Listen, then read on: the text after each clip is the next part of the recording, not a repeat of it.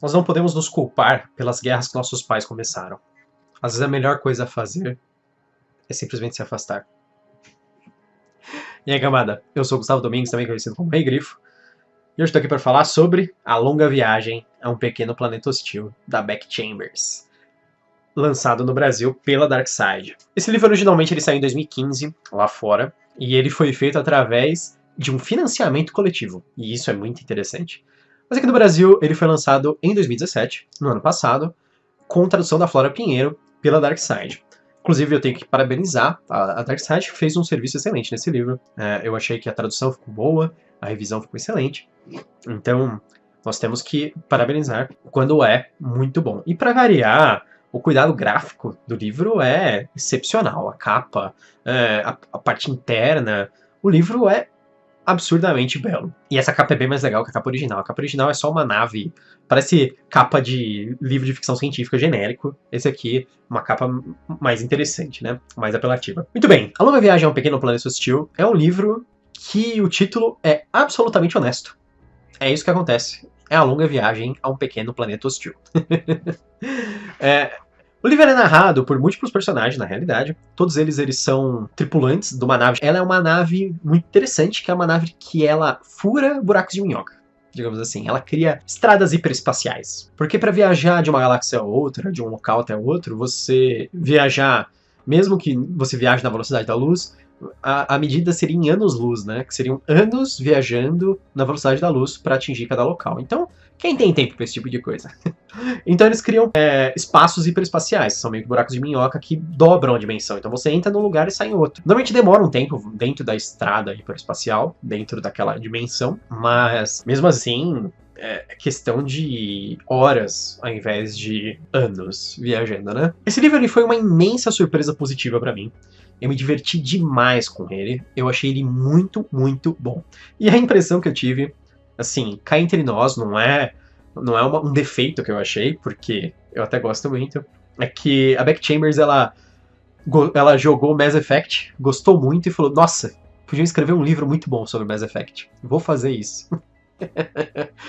E é isso. Mass Effect, pra quem não conhece, é uma trilogia de jogos de RPG. Aliás, atualmente é uma trilogia da BioWare. E ele é um jogo de RPG muito legal, que é ficção científica, e ele envolve você viajar numa nave, com um grupo de companheiros, fazendo aventuras, etc. Normalmente sempre tem uma história principal. Mas o jogo ele se foca muito no seu relacionamento, no relacionamento das pessoas dentro dessa nave. Então você, como um personagem principal, em geral o capitão da nave, por exemplo, e você se relacionando com as outras pessoas. São diversas raças alienígenas diferentes, pessoas bem diferentes de você. E é exatamente isso que é esse livro. É uma viagem na nave, uma longa viagem. Eles recebem um contrato para abrir uma estrada hiperespacial em um território que é hostil, até então.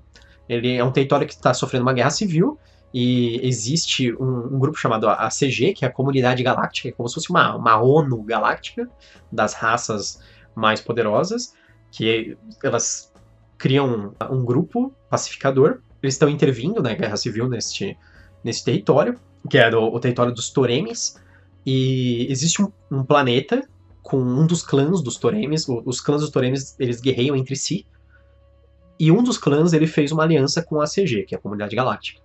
Então ele aceitou que dentro do território Toreme fosse aberto uma estrada hiperespacial, um buraco de minhoca lá. E eles estão indo lá fazer isso.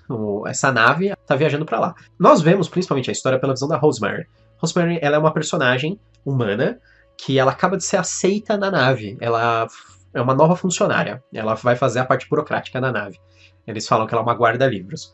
E nós acompanhamos, como ela é o peixe fora d'água, então no início tudo é apresentado por ela. Então quando os personagens apresentam um novo personagem, uma nova raça, um novo planeta, essas coisas, para ela, na verdade eles estão apresentando para o leitor, né, pra gente. Então essa é uma forma inteligente de lidar com isso, ao invés de simplesmente você chegar numa nave em que todo mundo já se conhece e ninguém conversa sobre nada, ou apresenta coisas.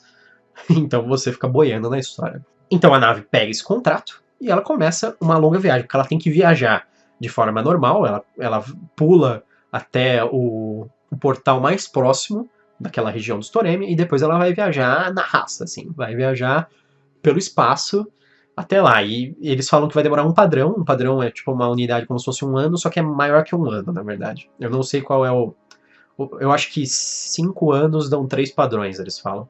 Como se fossem milhas, assim. Então é uma coisa bem americanizada. É o tipo de padrão que assim, os americanos usariam, mas ninguém não usaria.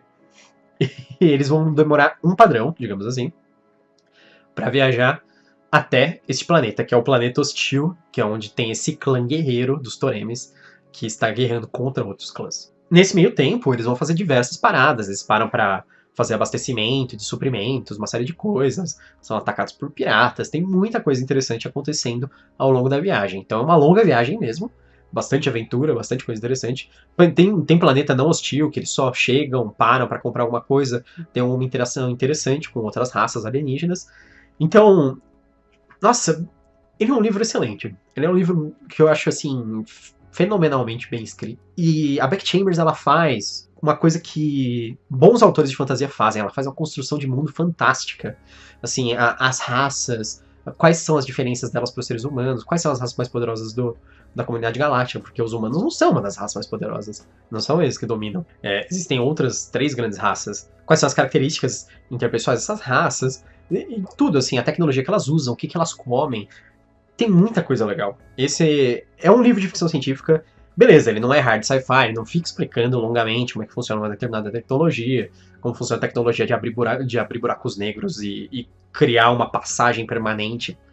Mas, mesmo assim, é um livro que ele dá uma explicada sobre algumas coisas e depois ele se completa com o relacionamento das pessoas da nave. Porque a nave tem uma série de personagens, tem vários, tem o cozinheiro, o Dr. Chef, que ele é o cozinheiro e ao mesmo tempo também é o médico da tripulação.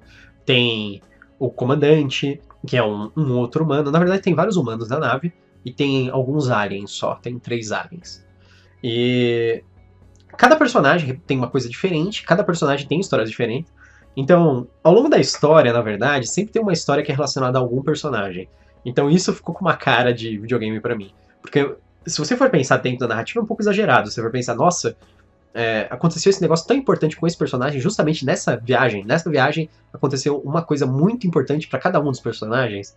Porque é isso que acontece. Como se eles estivessem fazendo side quests, assim, tipo, buscas paralelas com relação àquele personagem. Então tem uma história do Corwin, que é só dele, tem história de todo mundo. A Six tem várias histórias individuais que são relacionadas àquele personagem, assim, são hiper pessoais para aquele personagem. Ou que aquele personagem é muito útil, não precisa ser alguém que ele conhece, mas é uma situação que só ele poderia resolver. Então acontece isso várias vezes ao longo. É um pouco exagerado? É, mas é o que deixa o livro divertido, deixa ele empolgante. Uma pessoa me falou que esse livro ele é plot twist atrás de plot twist. Mas não é que é um plot twist atrás de outro plot twist, é que todo capítulo acontece uma coisa não chocante, assim, de reviravolta, mas, assim, muito interessante, assim. Então, tem uma coisa... Isso seria o plot twist, né?